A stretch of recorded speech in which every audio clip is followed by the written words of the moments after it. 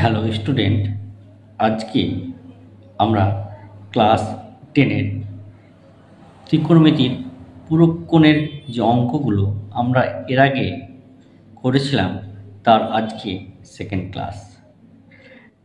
তোমাদের বলে রাখি, এইরকম ভিডিও পেতে এই চ্যানেলটিকে অবশ্যই সাবস্ক্রাইব করে এই চ্যানেলের পাশে থেকো এবং এই রকম অঙ্ক পেতে বেল আইকনের যে নোটিফিকেশান, সেই নোটিফিকেশান অবশ্যই অন রেখো, যাতে এই ভিডিও তোমরা সবার আগে পাও।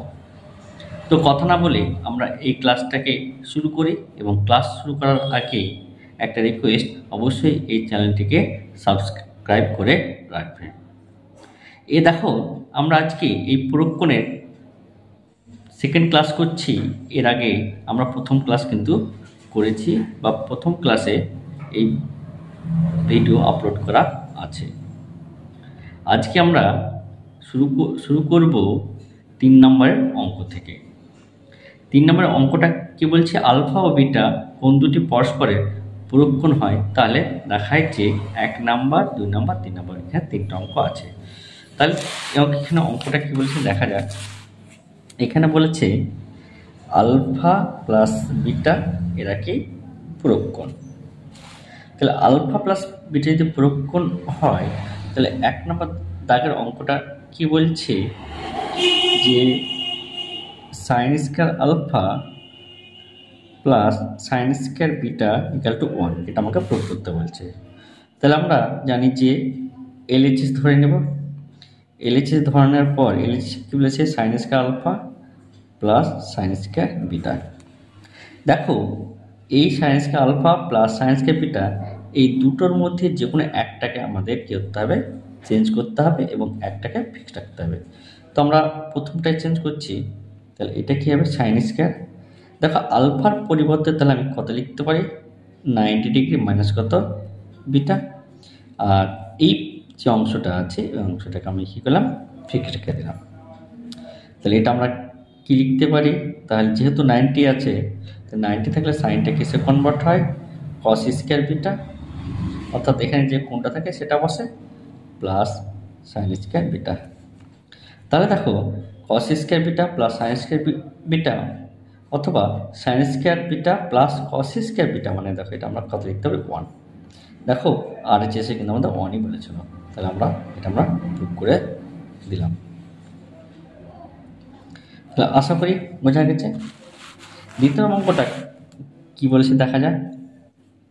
দ্বিতীয় অঙ্কটা কি বলছে, cot beta plus cos beta equal cos beta by cos alpha 1 plus sine beta. দেখো, এই অঙ্কটা মাধ্যমিকের জন্য একটা ইম্পর্টেন্ট অঙ্ক। তাহলে এই অঙ্কটা আমরা কষে দেখি। তাহলে আমরা কি করলাম, এলএইচএস ধরলাম। এলএইচএস আমরা কি লিখতে পারি, কট বিটা প্লাস কত, কস বিটা। তাহলে আমরা দেখো, আমরা যদি একটু পূর্বে অর্থাৎ ডান পক্ষে যদি দেখি, তাহলে দেখো এখানে কস কিন্তু আলফা আছে, এবং এটা কস আর ব্যাকের মধ্যে 1 প্লাস সাইন আলফা। তাহলে আমরা কি করছি, এই কটটাকে ভাঙছি। তাহলে কটটাকে ভাঙলে আমরা কি লিখতে পারি, cos beta by sine beta plus এটা কস বিটা লিখতে পারি। এখানে ভালো করে যদি দেখো এখানে 1 আছে। তাহলে এখান থেকে যদি আমরা যদি কস বিটা কমন নিই, তাহলে দেখো এই ফিগারটা কিন্তু চলে আসবে। তাহলে এখানে যদি কস বিটা যদি কমন নিই, তাহলে কি আসবে, 1 বাই সাইন বিটা প্লাস 1। এইবার আমরা কি করতে পারি, কস বিটা দেখো এটা যদি যোগ করি, তাহলে লস হবে কত, সাইন বিটা। তাহলে 1 প্লাস কত হবে, সাইন বিটা চলে আসবে। আর এই সাইন বিটাটাকে আমরা কি করছি, বাইরে বের করে নিচ্ছি। তাহলে কস বিটা বাই কত, সাইন বিটা। তাহলে 1 প্লাস কি চলে এলো, দেখো সাইন বিটা। দেখো এই পার্টটা কিন্তু আমরা পেয়ে গেছি, এই পার্টটা দেখো মিলে গেছে। শুধু আমাকে এই পার্টটা শুধু মেলাতে হবে। দেখো, লবের পার্ট মিলেছে, কিন্তু হরের পার্টটা মেলেনি। কিন্তু দেখো, এই সাইনের এই বিটার জায়গায় কি আছে, আলফা। তাহলে আমরা জানি আলফা আর বিটার মধ্যে সম্পর্ক কি, এরা একে অপরের পূরক কোণ, অর্থাৎ আলফা প্লাস বিটা কত বলে দিয়েছে 90 ডিগ্রি। তাহলে বিটা আমরা কত লিখতে পারি, 90 মাইনাস আলফা।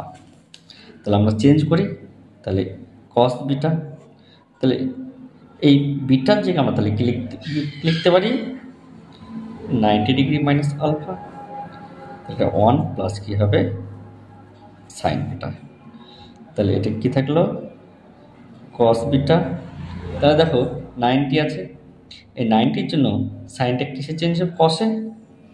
আর এইখানে যে আলফা সূক্ষ্মকোণা থাকে সেটার পাশে বসে যাবে, আর এখানকার মধ্যে এই ব্র্যাকেটের মধ্যে যেটা আছে সেটাই বসে যাবে। দেখো আমরা আরএইচএসে যা ছিল সেটাই দেখো পেয়ে গেছি। তাহলে আমরা ইকুয়াল দেখে লিখতে পারি আরএইচএস দিয়ে দেখো প্রুফ। তাহলে আশা করি এই অঙ্কটা বোঝা গেছে। এরকম অঙ্ক পেতে এই চ্যানেলটিকে অবশ্যই লাইক এবং সাবস্ক্রাইব করে রাখবেন।